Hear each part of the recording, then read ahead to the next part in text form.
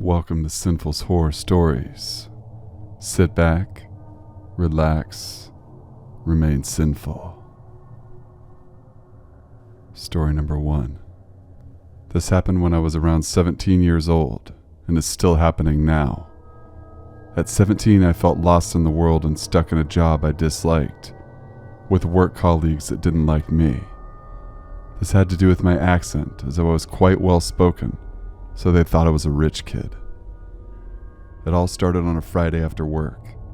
The factory I worked in had a half day on Fridays, so I would just spend the rest of the day wandering around the city I lived in. It had been a tough day of relentless mocking, and I was reaching my breaking point. I went around the city looking for a new job. I visited the police recruitment center, the Army, Navy, and Air Force centers, and even in the International Red Cross. I just wanted to get away from it all. After a few hours, I had a bag full of career pamphlets and still no idea what to do with my life.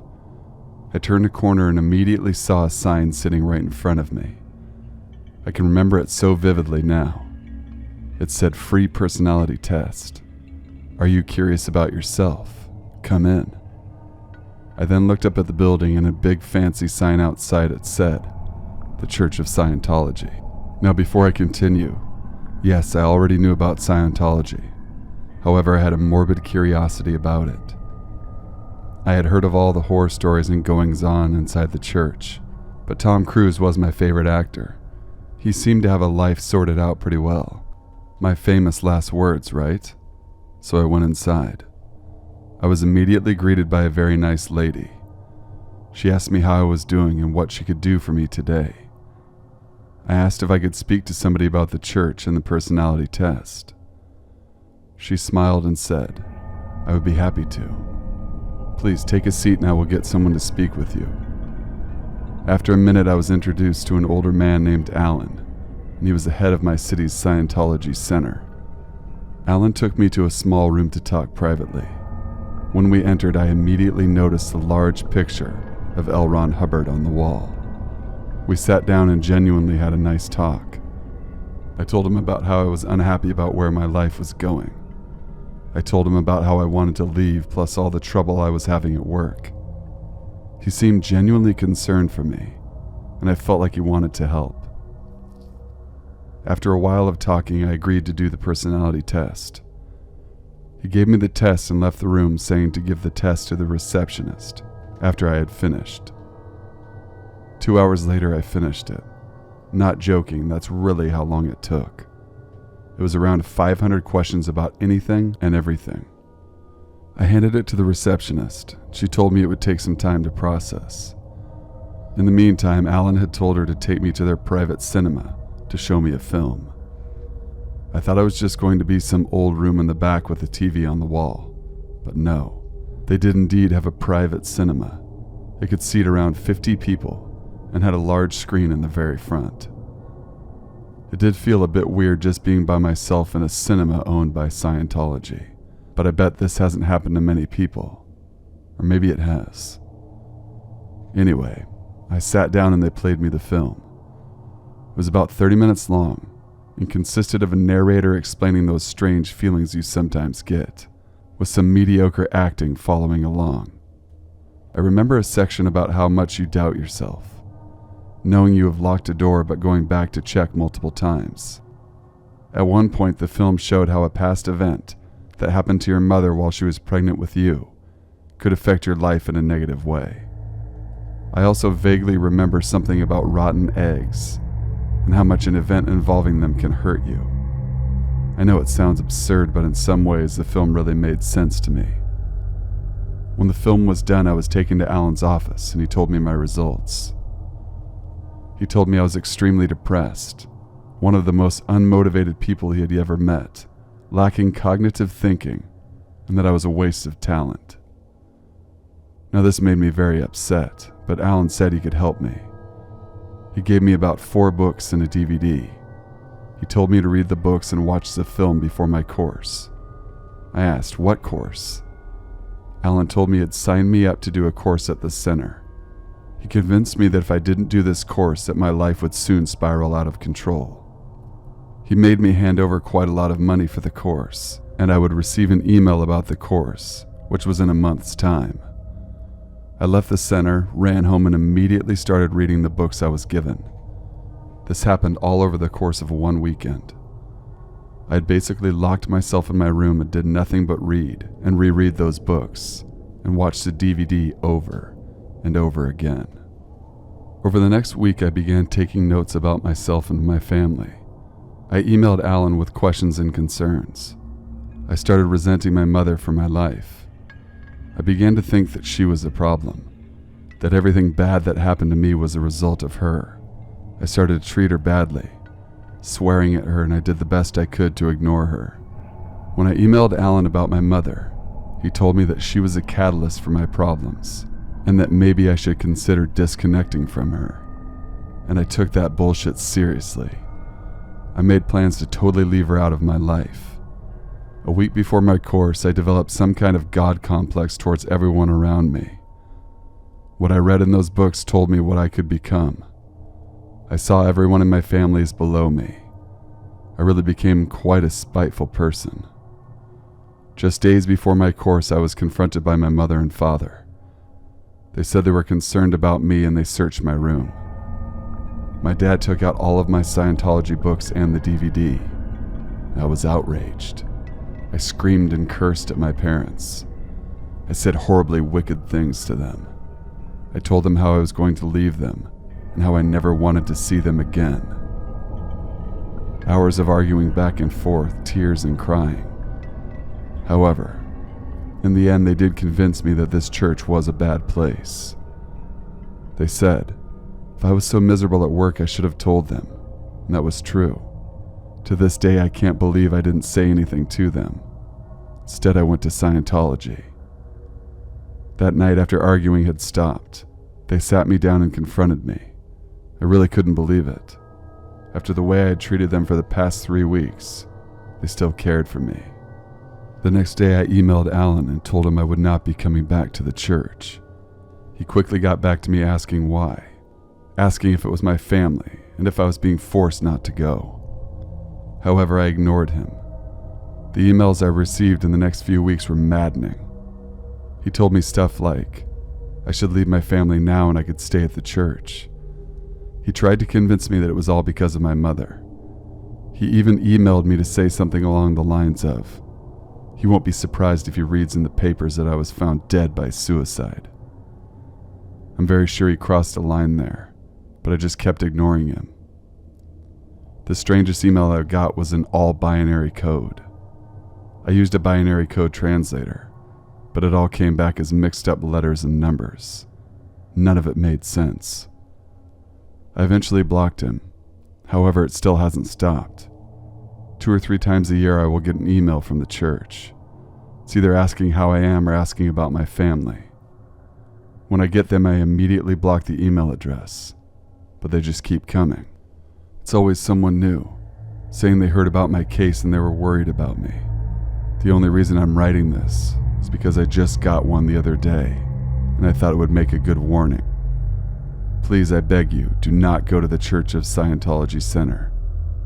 If they can make me into a spitefully degenerate in just a few hours, then what could they do to a person in a few months or a year? Story number 2. I am a 19-year-old male. My family and I moved to this new house in March of 2017. I was really excited because this house was huge and had a nice, beautiful garden with a pool and a hot tub. I'm not bragging about this information, but it will be important later.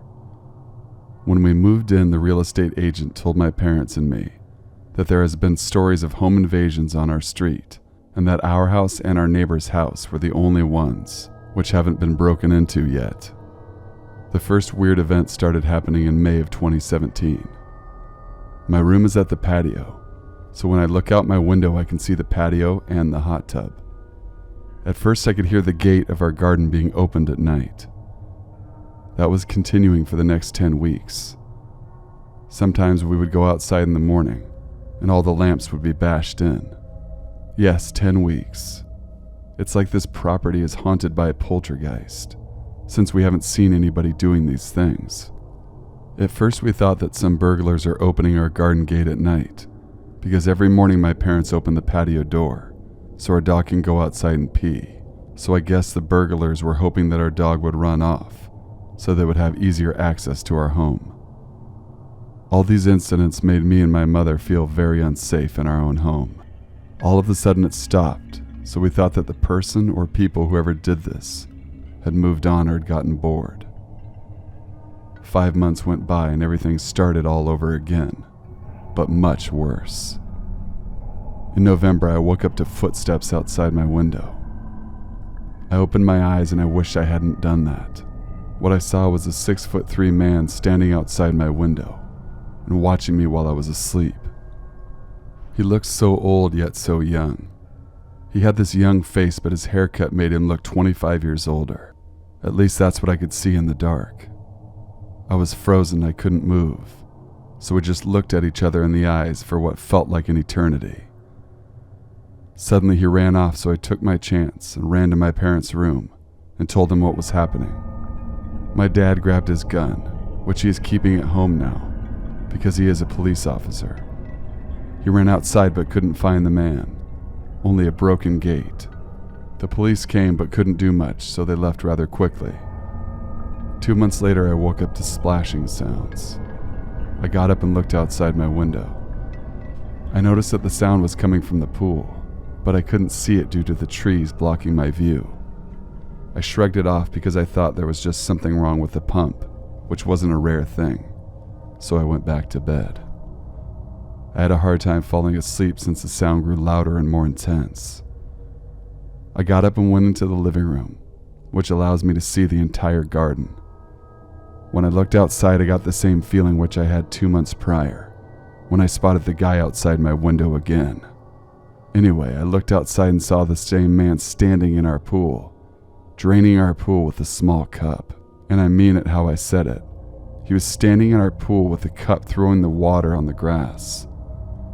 He had this dead stare in his eyes, like he didn't even know what he was doing. He noticed me watching him and just smiled at me, while diving down, like that's his way to escape. I woke up my dad, who immediately called the police. They left as fast as they came since they didn't find anything but an empty pool.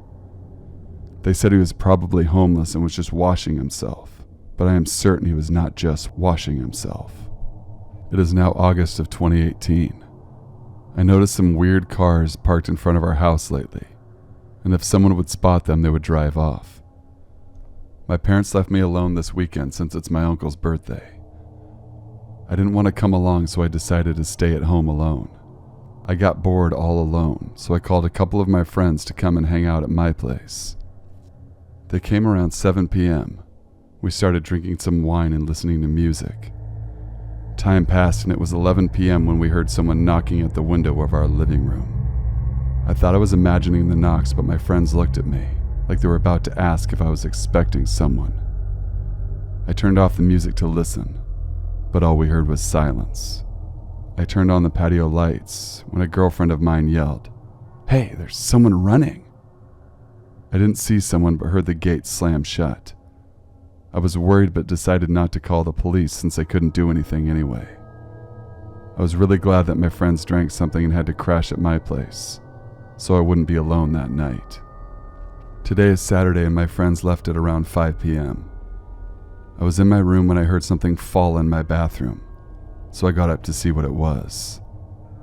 When I walked towards the bathroom, I was dying inside, when I could see a person right behind the door. The person didn't notice that I spotted him, so I walked back in my room to get my phone to call the police and my parents. I wanted to go down to the den because my lock on my door was broken. When I passed the bathroom, I saw that the person was still there, so I opened up my camera and took a picture as proof for my family and friends. Here is the image. When I took the photo, my dumbass didn't think about the flash, so when I took the pic, the light illuminated the entire bathroom and the door slammed shut. I thought this was my chance to abandon the house completely, so I ran right out of the house and called the police. They arrived within 10 minutes. They went inside and came out with the same man who was terrorizing me and my family for over 1.5 years now. The police said he was sitting in our bathtub just staring at the drain. He was saying, "The cult elderly will eliminate you. The cult elderly will eliminate you." Right now I'm sitting here in my room writing this story and worrying about the cult he was talking about. Are the suspicious cars in front of my house part of the cult? Or was he just an insane man? This entire event doesn't make any sense to me, and I don't know what is yet to come for my family. Thank you guys for watching and listening. Please be sure to leave a like, comment, share, and subscribe for future videos. Email all of your true scary stories to thesinfulsavant@gmail.com. Till we meet again, stay sinful.